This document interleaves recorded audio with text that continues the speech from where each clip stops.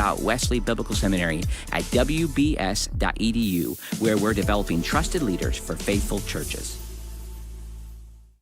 Jenna Ellis in the morning on American Family Radio. I love talking about the things of God because of truth and the biblical worldview. The U.S. Constitution obligates our government to preserve and protect the rights that our founders recognize come from God, our Creator, not our government. I believe that Scripture in the Bible is very clear that God is the one that raised up each of you, and God has allowed us to be brought here to this specific moment in time. This is Jenna Ellis in the morning. Good morning. Good morning. It is Thursday, June 19th, and this is not a holiday here at American Family Radio Network, nor do I care personally that anyone else is celebrating or not today. But the top headline is from the Jerusalem Iranian ballistic missile struck a medical center on Thursday morning as sirens sounded across Israel following a barrage launched from Iran. There has been damage to the hospital along with extensive damage in various other areas. The hospital spokesperson stated rescue teams have been operating at the scene to help people trapped in an elevator at the hospital, and Israel Fire and Rescue Service is reporting that a man, 60, is in serious conditions due to wounds from the blast and shrapnel, along with 3 other people seriously wounded. So this is the latest escalation in this conflict between Iran and Israel in the midst of the overall broader conversation here in America about whether or not we should intervene, and the wisdom of assisting Israel in not allowing Iran to have nuclear capabilities. And the context here for Christians, we talked earlier this week with my good friend Orrin McIntyre, who had a different view than I did and that I do theologically about the relationship that a nation, including the U.S., should have toward Israel. And this conversation was very much broadened yesterday when Tucker Carlson had an about 2-hour sit down with Senator Ted Cruz and got into everything kind of under the sun. This was kind of a mano-a-mano conversation that was wide ranging. But they also keyed in on one critical point, which was how much of Ted Cruz's theology and his view of biblical prophecy plays into his view of foreign policy. And this is what I was talking about with Orrin earlier this week, that for Christians, necessarily our theology dictates that. And I think for any politician, any world leader, anyone in elected office, their view of the world, their view of God, and whether that's the God of the Bible or they view a different lowercase g God, that necessarily informs their view. It informs their ethic, their morality, what they think of war, what they think of a lot of things, the wisdom of foreign policy. And so I want to play part of this exchange and then welcome in Steve Deace, who's my guest this morning. He had an excellent rant about this very same issue on his show yesterday, so I'm happy to have him on this morning. But I want to play for listeners who didn't watch that entire 2-hour interview. I'd encourage you to do that. But this is just part of the about 5-minute segment on Ted Cruz's view of Genesis, the Abrahamic covenant, and how that plays into his overall theological view of foreign policy. Listen to this. Let's get into Iran momentarily, but you suggested it was a strange thing that I said a minute ago, that when I came into the Senate, I resolved that I was going to be the leading defender of Israel. And what you didn't ask is why. So let me tell you why. No, you said I was obsessed with Israel, and you had just told me that, like, your driving motive to get to the Senate was to defend Israel. I'm like, I don't think I'm the one who's obsessed with Israel. Okay. I don't even think about Israel. Tucker, words matter. Uh-huh. And you know that. I said I resolved to be the leading defender of Israel, and you said your driving motive, the reason you're in the Senate. You want to be the leading defender of Israel. I would think if I ran for Senate, I'd be like, there are people dying of drug ODs on the street. My driving motive is to fight for Texas and America, and to fight for jobs, and to fight for the Constitution. And you played a very, very careful word game of eliding. You're the one who said it, not me. So you still haven't asked why, but I'm going to tell you why. Okay. And the reason is twofold. Number one, as a Christian, Growing up in Sunday school, I was taught from the Bible, those who bless Israel will be blessed, and those who curse Israel will be cursed. And from my perspective, I want to be on the blessing side of things. Of those who bless the government of Israel? Those who bless Israel is what it says. It doesn't say the government of, it says the nation of Israel. So that's in the Bible. As a Christian, I believe that. Where is that? I can find it to you. I don't have the All right, scripture off let's the tip stop of my... this here because, this goes on, and as Steve rightly pointed out, this was a little bit of the, gotcha, bar trivia night where, I know what the Bible says, but can I always reference the chapter and verse? No, and that doesn't undermine the argument. It's like saying, I know it's in the legislation, but I can't tell you in the one big beautiful bill that it's exactly on page 273. Doesn't matter to the whole argument.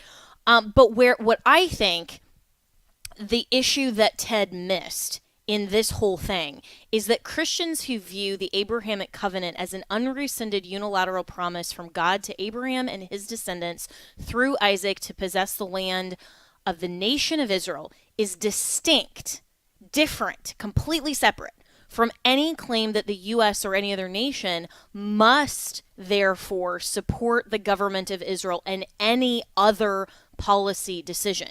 So the Genesis 12 argument here, supporting Israel's right, for example, to defend itself against Hamas, to possess the land, and the Abrahamic covenant being ongoing because God doesn't rescind those promises, is very different and distinct from the wisdom argument that we can all differ on and we can have a conversation about, a wisdom argument to not allow Iran to have nuclear capabilities. That is different substantially. So let's welcome in Steve Deace from the Steve Deace Show.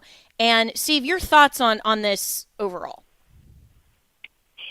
Well, I think that an age-old argument, Jenna, that has raged in the church from really 70 AD until now is returning. And I think that this is going to seem, we're in an era maybe where more than ever before we need to be able to think multiple things at once and nuance. Unfortunately, we're in the era we're least equipped to do it. Okay. And so we're gonna hear things because we're seeing and Oran represents this, and I work with Oran and love the guy and know him well. Okay. We're seeing a resurgence of the historical, for the sake of this argument, I'm going to call the historical Christian view of Israel. We are seeing a resurging of that, particularly among young men who are coming back to the church in droves, but a lot of them are greatly attracted to Catholicism and Reformed theology. And because both of them offer historical context and application and cultural mandate that, frankly, a lot of the evangelical church of the last generation really did not. I mean, as long as you just voted Republican and called yourself pro-life and marriage was a man and a woman, nothing more was expected of you. You didn't have to go to a school board meeting.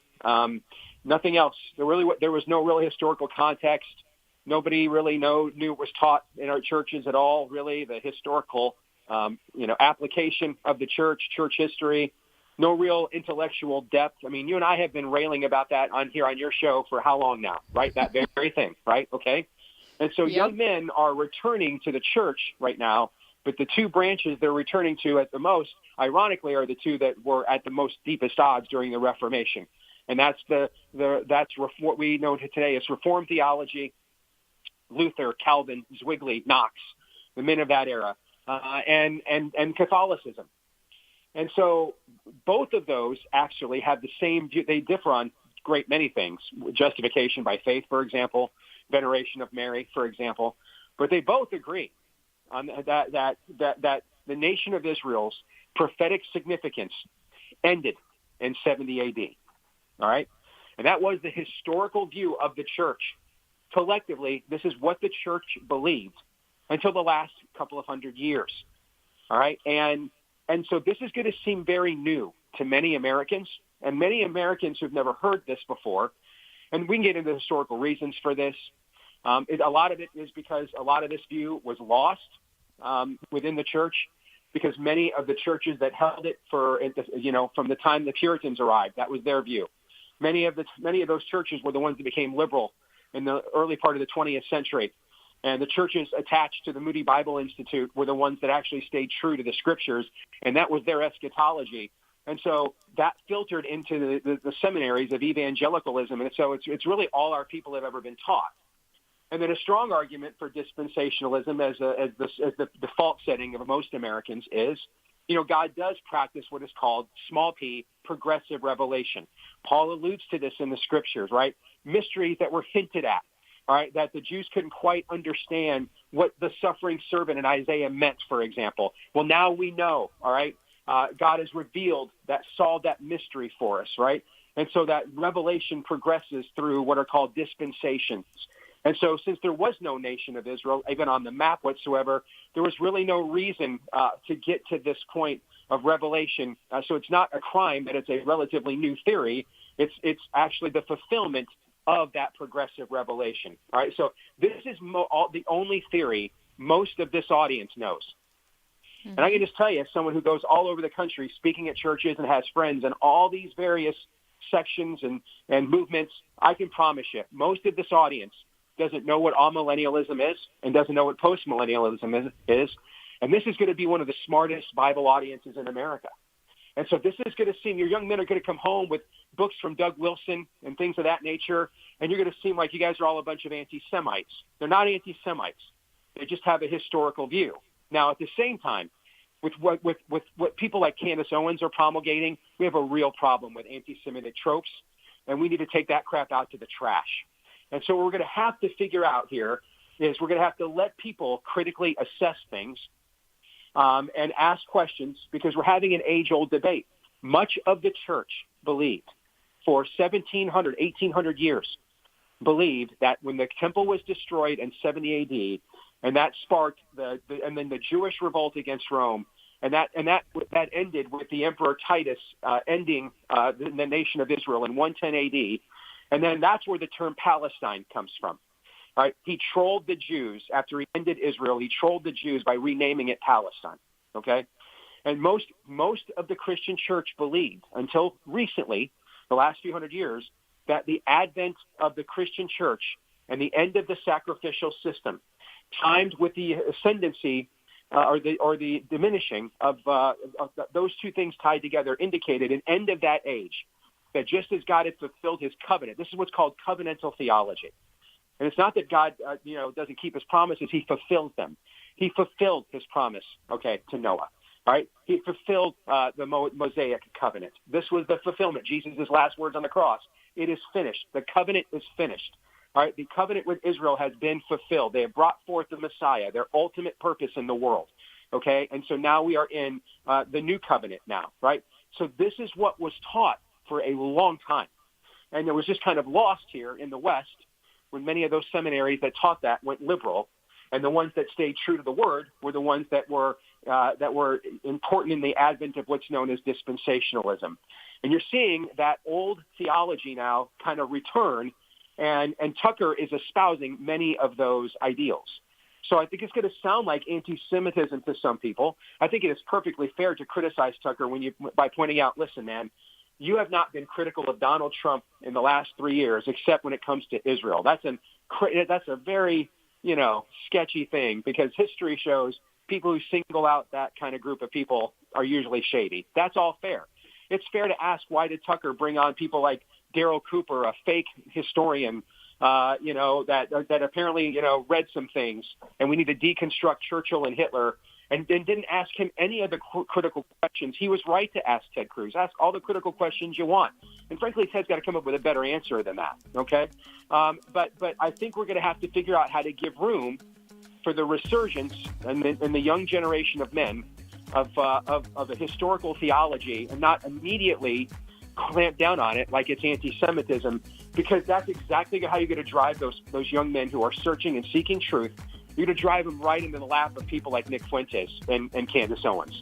All right? And so we're undergoing a generational change in the church right now, and some of it is a recovery of that historicity and some of these old debates. All right? Paul enters into these debates. All right? He says things like, not all of Israel is Israel. Okay?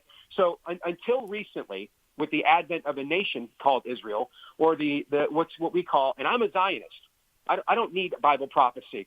to be in favor of a nation of Israel. And I don't make prophetic arguments for why I'm in favor of Israel on my show. And I've got one of the largest platform biblical worldview shows by God's grace in America. Why? Because I'm aware of this debate. So I always tell people I'm a Zionist, meaning that I believe there's no historical claim on that land for anybody other than the Jews. That's their land. Secondly, I don't care what your Bible prophecy view of the nation of Israel is. If a nation like Israel is strategically placed in the Middle East and wants to be our ally and is willing to be a cudgel between us and Islamic hegemony, particularly Shia Islamic hegemony, which is what Iran represents. All the worst Muslim nations in the world, they're all Shia Muslim, okay? If Israel wants to be a cudgel between the United States and us and them, I'm all for it. And if you look at the history of Islam from the 7th century until the 20th century with the advent of the nation of Israel, it's not as if Islam was just great to us. See, these people will sometimes say things like, well, it's our alliance with Israel that causes this antagonism. Crusades, first war this country ever fought, the Barbary Coast pirates from the halls of Montezuma. What's the next line? To the shores of Tripoli. That's Libya. That's North Africa. Muslim lands, Barbary Coast pirates who literally were telling American ambassadors in the 18th century they were kidnapping and killing our soldiers because Allah told them to. Right? So the idea that Islam just was totes cool with Christianity until we all got cozied up to these Jews is just entirely false. And in fact, during much of that period of history, when Islam hated Christianity, Christians were terrible to Jews. Okay? So you don't even want to read what Luther wrote. None of us are even here having this conversation about Martin Luther. Don't go when you're at work today, don't go Google Martin Luther's views on the Jews. All right? You'll end up igniting all of the watch guards of your company network. Okay? The Christian church has had a lot of different views about this than the one that it collectively has had in this last generation. And so some of these old debates are coming back again.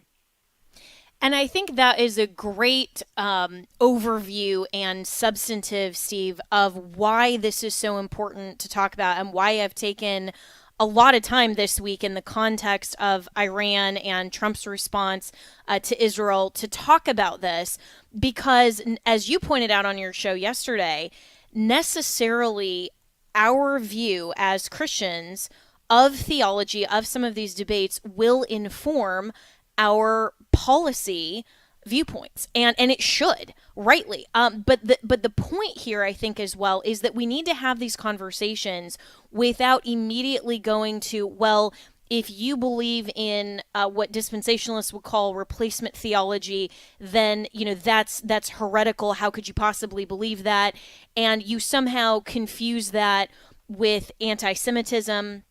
Or conversely, if you're a dispensationalist like I am and believe that the Abrahamic covenant is still ongoing, has not yet been fulfilled, and all of what we're talking about, and see that view, then that means somehow we are worshiping Israel, or there's a mix of we're placing the government of Israel above the church, or some of these kind of quick gotcha sort of bad faith arguments that really shouldn't be attributed to how a rational Christian understands and views this, because a lot of this does deal with eschatology. And my own pastor, and I had this conversation with our main teaching pastor, as well as a few of our other pastors and elders when I became a member of my home church here in Florida. And, asked their view substantively on a lot of different aspects of theology, because I want to obviously know what they teach and what I'm getting into. But when I asked the view on eschatology, I loved what my pastor said, which was basically this, and of course I'm paraphrasing, but he basically said, I don't know, because it's in the future. And now I have the best rational, argument based on a common understanding, based on seminary training, based on, all of these things. But this isn't a matter of salvation, or if we disagree on one point of end times theology, then that undermines everything else. And I think that for too long, different denominations within Christianity have so specifically upheld one point of tertiary doctrine, not central to the Christian faith, not things like who is the person of Jesus, is he the Messiah, is he Lord? I mean, those are central questions that if we don't agree on that, we're a different faith, right? Like if you believe that Allah is the same as Jesus, you're not Christian. Like that's not within Orthodox Christian faith. But if there are tertiary issues that we disagree on, we can have those debates, and we should be having those debates. And I'm glad we're having these debates in this context. And the conversation with Tucker and Senator Cruz yesterday, I think, as you rightly pointed out, got off the rails a little bit because it was sort of some, sideline stuff that didn't matter. But the point of having the conversation of how does your theology impact your policy views, we need to be asking those questions of every politician and every person seeking elected office, because I guarantee you, and I know this actually for a fact, that Trump's view of God necessarily informs his own perspectives. His worldview necessarily informs his perspective as well. That's why I'm glad he's in the Oval Office instead of Kamala Harris right now. So these things are important, but we need to debate them. I thought I would. Yeah. Pardon me. Let me say something I thought I'd never say in my life, okay, as someone who used to work for Senator Cruz. But I am actually glad Trump is in office right now and not Senator Cruz. And here's why, okay? Because it is very clear that many of the assumptions we had about this region of the world and how to interact with it post 9/11 were wrong at worst and flawed at best. And right now is not a time. President Trump has a very difficult needle to thread, Jenna. On one hand, Iran cannot ever have a nuclear weapon, ever. No nation on earth has been more directly or partially or culpably responsible for the killing of Americans and our interests in the last half century than Iran. That can't ever happen, okay? Number two, we cannot get involved in another quagmire of regime change in the Middle East. That country is, especially in that country, it is 95% Shia. They've lost their central bank. They've lost internet. They've lost power. Where's all the young people of Iran we were told were just so anxious to throw off the Ayatollahs? Where are they pouring out into the streets? They're not. The worldview of that country is wrecked. All right, and Shia Islam is a bridge to the abyss. Okay, and so how do you thread that needle? I think it's going to right now for this moment. I think what we need is someone who actually has no dogma in the argument that you and I just articulated. Okay, because while I understand Senator Cruz's view and where it comes from, and I adore his father. I just saw him last week at the Southern Baptist Convention, Raphael. All right, even as you just said, this is not something all Christians have always agreed on. To gamble our entire civilization on the possibility of a regional global war on an eschatological view that even people that adhere to it don't have all the same agreements. Well, is the rapture in the middle of the tribulation after a covenant that the Antichrist makes with Israel? Is it at the beginning? Is it at the end? Okay, but not even the people that adhere to this agree on all of its various forms. So to put the entire notions of the foreign policy of our nation on a theory that may be true, but even those who adhere to it have disagreements within it is a heck of a gamble, sister. Okay. On the other hand, the idea that, well, who cares if Iran gets a nuclear weapon? I almost went to work for Ron Paul in 2012 during the 2012 presidential campaign till he did an event in Iowa right before the Iowa straw poll, did a debate.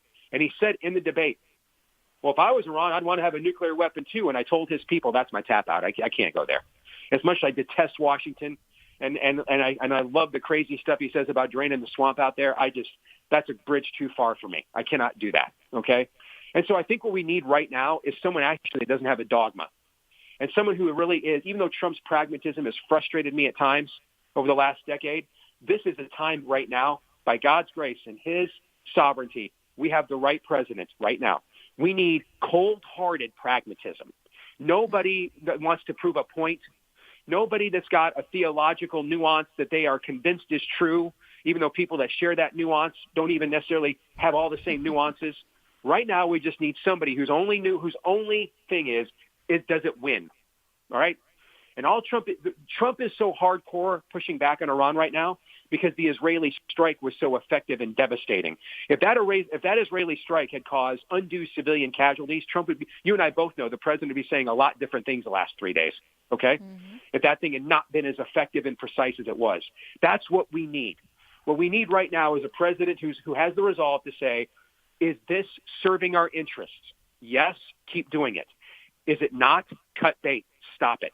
We don't need any more creedal, doctrinal, dogmatic assumptions in one way or the. I mean, Tucker Carlson sometimes sounds like, and I love Tucker. Frankly, I've had more communications with Tucker the last couple of years, Jenna, than I had my old boss, Ted Cruz.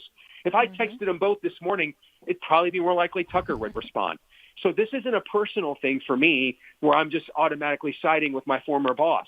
But Tucker sometimes sounds like liberals who ask for gun control, and like the bad guys, if they see the no gun sign, will just leave their guns aside.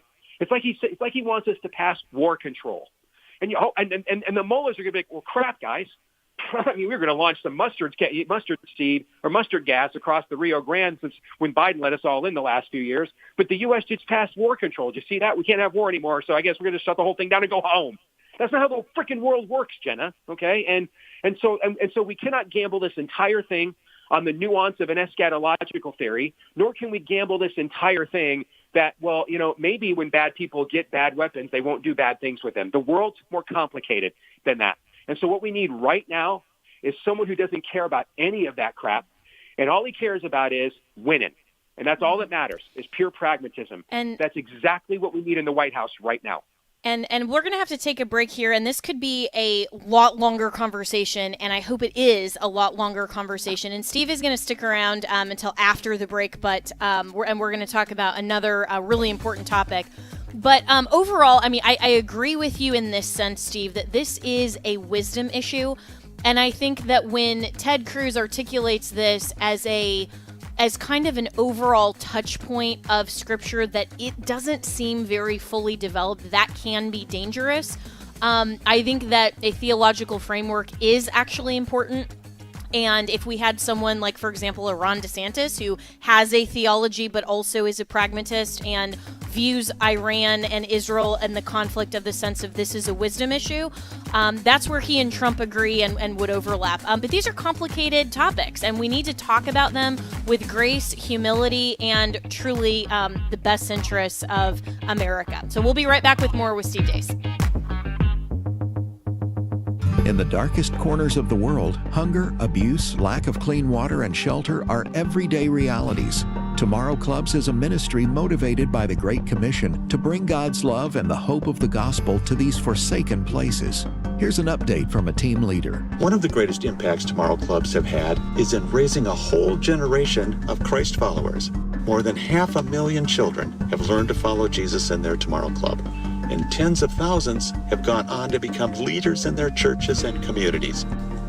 A great many of the leaders serving at Tomorrow Clubs today came to faith in a Tomorrow Club, and this new generation of Christ followers has brought revival to dying churches and transformation to communities. Tomorrow Clubs provide Christ-centered discipleship for children and teens in underserved countries. To learn more about how you can partner with Tomorrow Clubs to reach the world for Christ, visit tomorrowclubs.org. That's tomorrowclubs.org. All gifts are tax deductible. How about this? Some actual good news on the healthcare front, even as costs just keep skyrocketing. So if you're 65 or older, MediShare now offers MediShare 65 Plus. Call them. You can talk to them about this. A lot of people are taking advantage of this now because even if you have Medicare Parts A and B, there are out-of-pocket things, deductibles and copays that just keep going up. And the whole point is to help you by giving you a low, consistent monthly payment that fills in the gaps. In fact, I can tell you how much MediShare 65 Plus is. For example, it's $99 a month up to age 75. It keeps costs under control. That helps with peace of mind. MediShare is trusted, too. It's been around for 30 years, and it's a community of people who help each other. Business owners, retirees, pastors, teachers. People love being part of it. Here's the number you can call now. They are easy to talk to. Call 833-45-BIBLE. That's 833-45-BIBLE. 833-45-BIBLE. Hello, Americans. I'm Todd Stern. Stand by for news and commentary next. There's a major divide within MAGA world. Some are calling it a civil war. On one side, President Trump, and on the other, Tucker Carlson, Candace Owens, Marjorie Taylor Greene, and other high-profile politicos. Carlson accused the president of being complicit in Israel's attack on Iran, warned his presidency would be on the line. Now, President Trump called Tucker kooky. Charlie Kirk warned a U.S. strike against Tehran would cause a massive schism in MAGA. Well, I'm with President Trump on this one, folks. The president's never wavered on his belief that Iran should never be allowed to gain access to nukes. The president is also a man who wants peace. He's the only president of modern American history who has not dragged the nation into a war that we had no business fighting in the first place, and there's no reason to believe he's changed his philosophy. Iran wants to destroy America and Israel, wipe us off the face of the earth, and some in MAGA want him to have nukes? Now that's kooky. I'm Todd Stearns. Welcome back to Jenna Ellis in the Morning on American Family Radio.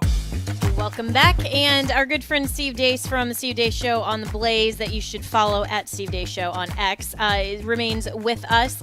And this is, according to the LGBTQ Mafia, Pride Month, which basically just means that it's an excuse for corporations and the Human Rights Campaign to try to shove the rainbow, their version that is absolutely perverted before the Lord of what the rainbow in context of Genesis actually means, their version of the rainbow down our throats. But Steve has had a wonderful response to this with a brand new book titled Richie Meets the Rainbow, a heartwarming tale of childhood enlightenment that you can get on Amazon right now. So Steve, tell us about this amazing book.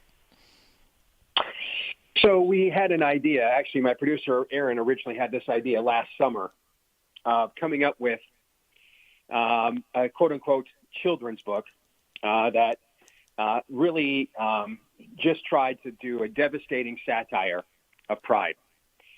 And I think he just kind of meant it as a throwaway line in a commercial break, but, I mean, a lightning up in my head.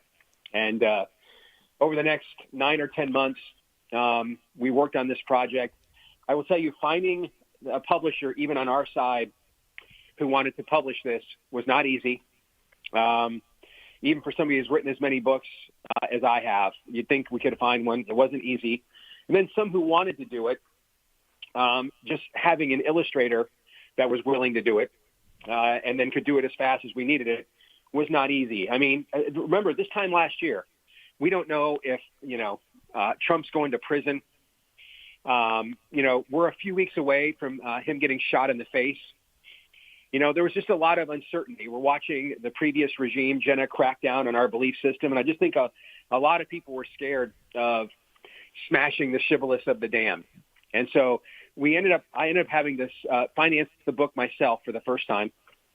I had to go all the way to Hungary, Viktor Orban's Hungary, to find an illustrator who was excited to do it and would do it in the time we needed.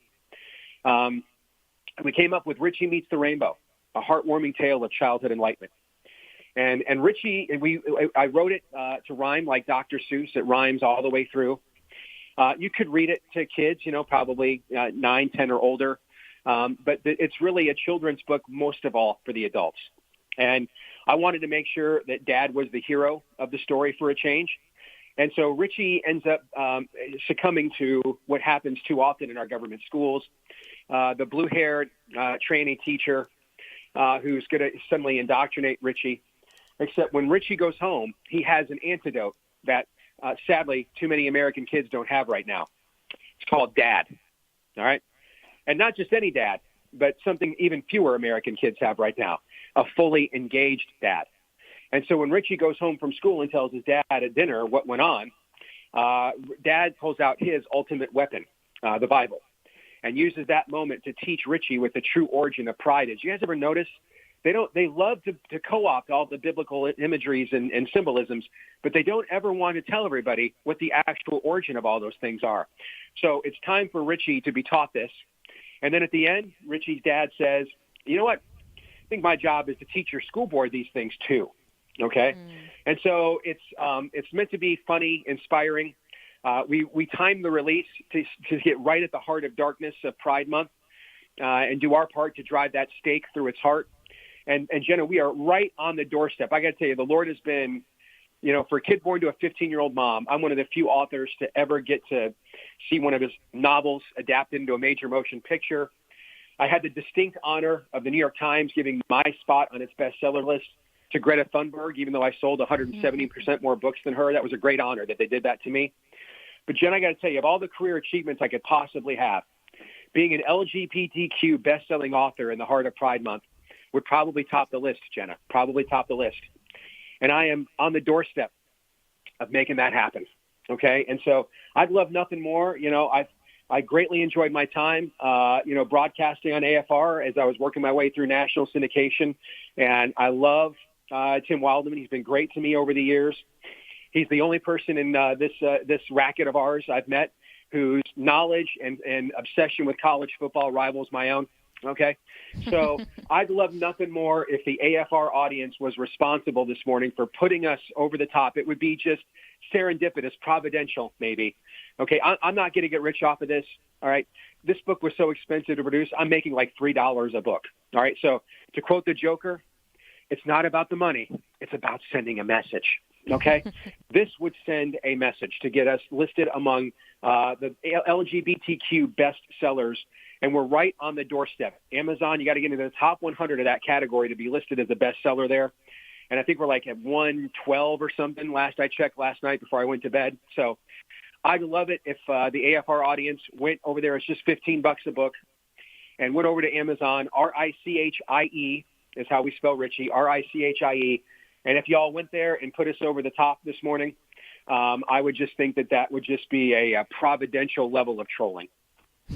Amazing. Well, Steve, thanks so much. And I will say to the AFR audience that I agree totally with this challenge this morning. If you can help us, and I say us because when Steve first texted me about this, I went on Amazon and bought a couple of copies as well. You can buy more than one, hand them out to local school boards, give them, to your pastor for handing out, and to be able to contribute and help in this endeavor, I think is part of ministry.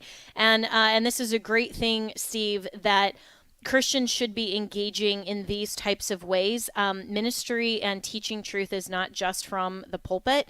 It's also in meeting the culture at the moment. And this is what people like you, like Matt Walsh, in this area from Daily Wire has done so effectively, and what my friend Robbie Starbuck continues to do. We're trying to get all of this DEI nonsense out of a lot of the woke corporations. This is all ministry. It's doing the work of meeting the cultural moment with truth. And so Richie Meets the Rainbow is available at Amazon. And if you want to participate in this and help out Steve, but for a great cause, I'm doing this as well, and I would really appreciate it. So we'll take our next break here. But Steve, thanks so much for doing this, for your willingness to always stand up and be on the front lines as a culture warrior, as Don Wildman says, and what his biography that we produced here at AFR is titled. And I love that title because that's really what we are. Beyond being ambassadors for truth, light in the darkness, we are also culture warriors. So Richie Meets the Rainbow by Steve Deace. You can follow him at Steve Deace Show on X and go to Amazon.com. We'll be right back with more here on Jenna Ellis in the Morning.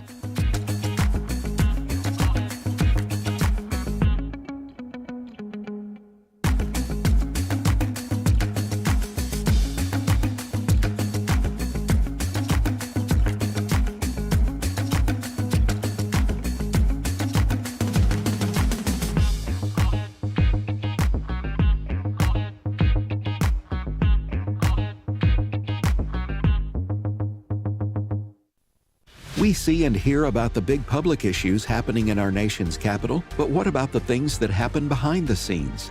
That information can give us the whole story and help shape our opinions. That's why you need to listen to Washington Watch Weekend with Tony Perkins. He and his guests will give you all parts of the Washington news from a conservative Christian perspective. Catch Washington Watch Weekend Saturdays at 5:05 a.m. and 6 p.m. Central, and Sunday mornings at 3 Central on AFR.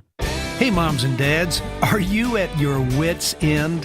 Hi, this is Mark Gregston with Parenting Today's Teens. I'm so grateful for the partnership we have with American Family Radio. We share a common goal to bring hope to hurting families through the life-changing medium of radio. Be sure to listen Saturday afternoons at 4:30 Central on American Family Radio. Find help and hope for your family with parenting today's teens. The following is not an actor, but a real-life story from Trinity Debt Management. Hi, my name's Neil. I have some advice for you if you've been trying to break free from credit card debt. You can start by doing what I did. Get your bills together and call Trinity Debt Management. Trinity is dedicated to helping people like me become debt-free. When I called, my first experience was a feeling of relief. My counselor was kind, and best of all, she didn't judge me. In just a few minutes, she helped me figure out a plan that consolidated all my bills into one lower monthly payment. This substantially reduced my high interest rates and put me on the road to success. In the end, I saved thousands in interest, and today, my credit card debt is a thing of the past. If credit card debt has you down, call Trinity at 1-800-788-1813. My name is Neil. Take it from someone who's been there. Call Trinity and become debt-free for keeps. 1-800-788-1813. The Ten Commandments are the foundation of a life that pleases God. God gave us rules because rules can keep us safe from danger. They help us to know what is right and wrong. They're God's word. They're God's laws, and they show that all humans are sinners. When we instill them in our children, their lives will be forever changed. They show us the way to live, the way to love our neighbor, the way to love God with all their heart, with all their soul, and with all their mind. Soli Deo Gloria, to God alone be the glory. The Ten Commandments Speech Challenge is a great way to get our youth aged 7 to 17 to learn and really focus on the depth of the Ten Commandments. All they have to do is write and present a 3 to 5 minute speech on why the Ten Commandments are important, with special emphasis on the first commandment. It's also a great family project because you can help them write and record their speech before June 30th. All the details are at afr.net/10 commandments. Welcome back to Jenna Ellis in the Morning on American Family Radio. Welcome back. Well, as I'm sure you have heard by now, the Supreme Court has ruled on the Tennessee law, which was a ban on gender transition, quote-unquote, treatments for minors, which is basically genital mutilation, in a landmark case. And so the petitioners in the case argue that the law violates the Equal Protection Clause of the 14th Amendment. That argument was soundly rejected by Chief Justice Roberts, who wrote the majority opinion. This was a 6-3 decision by the Supreme Court. And a couple of quick things here, and then we'll welcome in our next guest for his commentary on this. But you have, this is a 6-3 decision. You have 3 justices sitting on the United States Supreme Court. Of course, this was Kagan, Sotomayor, and Justice Jackson. 3 women, liberal women, who are actually okay with this form of child abuse and actually advocating for it and writing strong, sharp dissent to the rationality of harming children and preventing that and allowing a legislature to ban that. I mean, this is how absurd leftism is and how important it is that we win elections for conservatives to make sure that judges and legislators and executives, everyone in government position, doesn't have these kinds of ridiculous viewpoints. Because imagine if the last couple of elections had gone differently and the Supreme Court looked different, where we would be with this case. It's utterly absurd. And the second thing is that I don't think that the majority opinion actually went far enough, because Chief Justice Roberts said that, and basically, and I'm paraphrasing his majority opinion a little bit, they said, you know, this is a sharply contested issue, you know, blah, blah, blah. We'll defer to, you know, knowing that this is politically divisive. But the equal protection does not give us direction here. It doesn't adjudicate this dispute, basically. The legislature needs to do that, and so what the legislature has opined here in Tennessee, you know, that stands. And we're all for that because Tennessee did a good thing. They established a good law. But what about the legislatures in California and New York? Is Justice Roberts going to defer to them just because the Equal Protection Clause doesn't specifically direct him in this instance to protect children from harm? I think that is a terribly, terribly weak argument from the majority, and they should have smacked down this entire LGBTQ nonsense with a much more heavy-handed view, because the law and common sense, frankly, supports that. So let's welcome in Mike Donnelly, who is an attorney and has previously been a constitutional law professor, has a lot of opinions on this. And Mike, your view over all of this case. Well, Jen, it's great to be with you and your audience as usual, and folks can find me at Donnelly Speaks, where I call myself a constitutionalist and opinionated, as you pointed out. And of course, big shocker, I agree with you. I agree with you on all fronts here, but I guess I want to make the point that but for Donald J. Trump winning the election in 2016, this is a 5-4 decision the other way. Mm-hmm. If the court had not changed. Okay? Yeah. Kennedy, who was replaced by Kavanaugh, and Ginsburg, who was replaced by Barrett, would likely have found a way. I'm just guessing. We don't know what would have happened, right? But I think we can be pretty solid on that. But this is a win. It's a big win. It's important. I share your,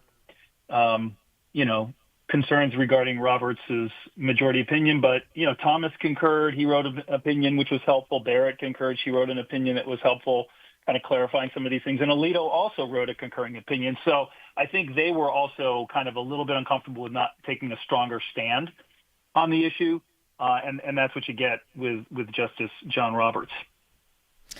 Yeah, and you're absolutely right that it providentially, and I think that the 2016 election was a pivotal point in America's history and in a kind of waking up a lot of people in the now MAGA movement that wouldn't be engaged in politics at all. I mean, we mentioned Robbie Starbuck previously. I mean, he's one that ended up running for Congress out of Tennessee, who hadn't, and then ended up being disqualified ridiculously by the GOP because he hadn't voted in a couple of prior elections. And he said, I woke up because I saw through what Donald Trump went through in 2016 and then everything that he did in his first administration how important this is. And so we need to be engaged. And I think the question then with these 3 ridiculous liberal women, which a user on X pointed out yesterday that, 2 of them are childless.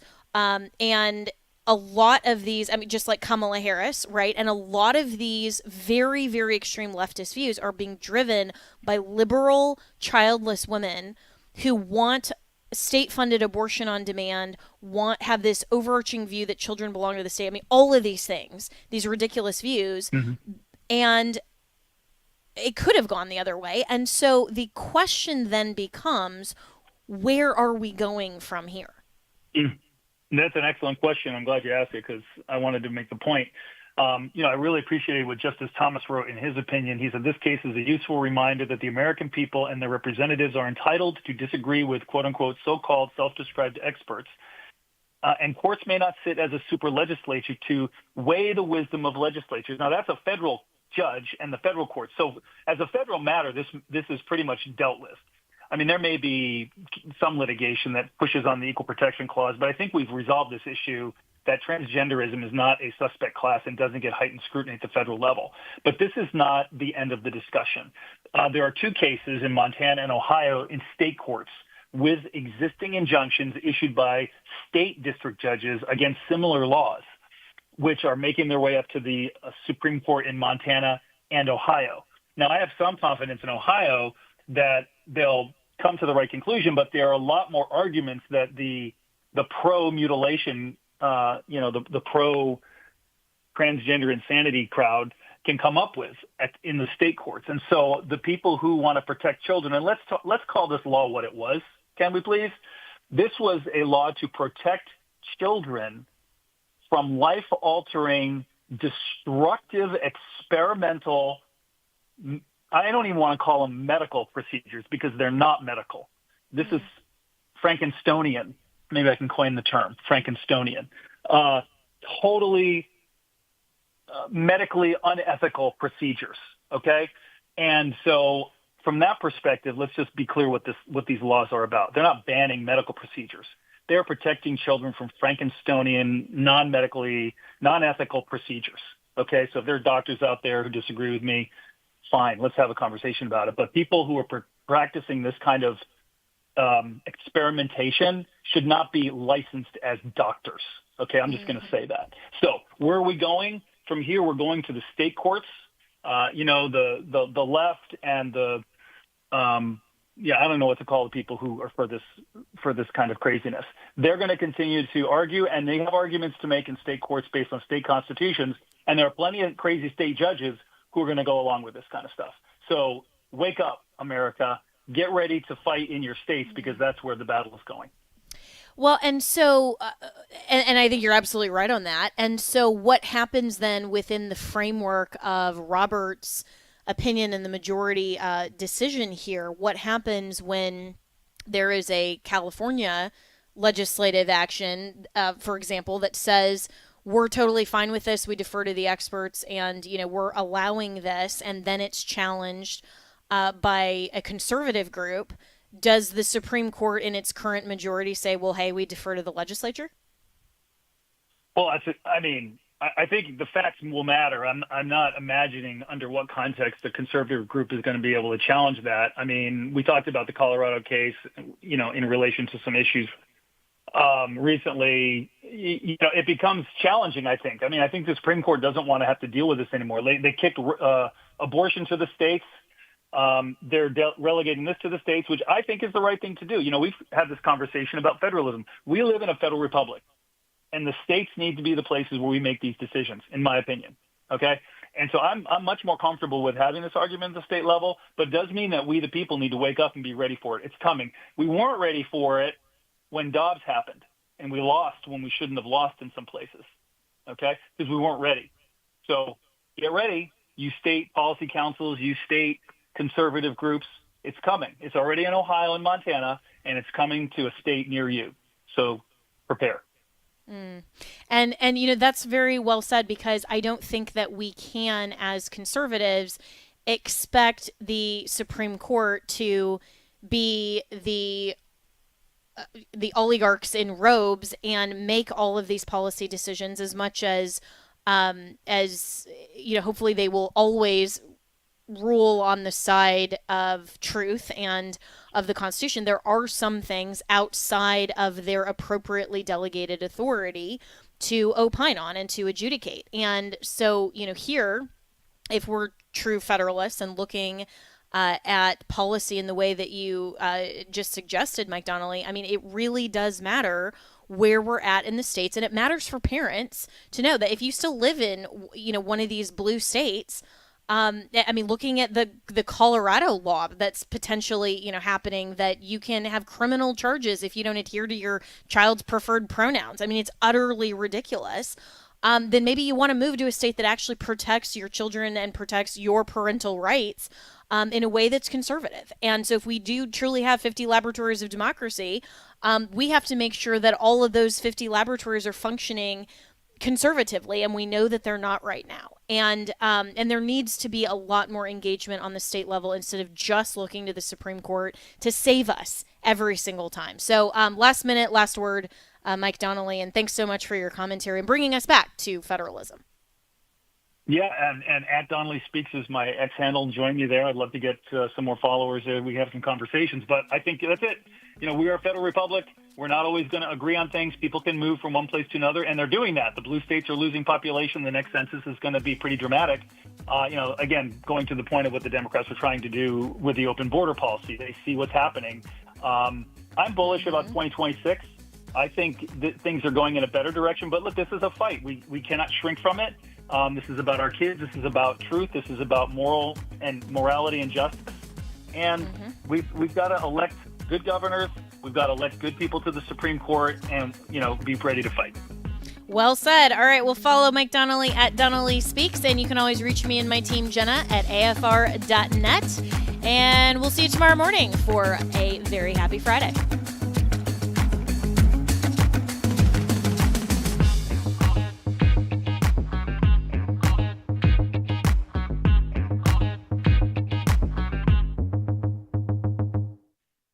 The views and opinions expressed in this broadcast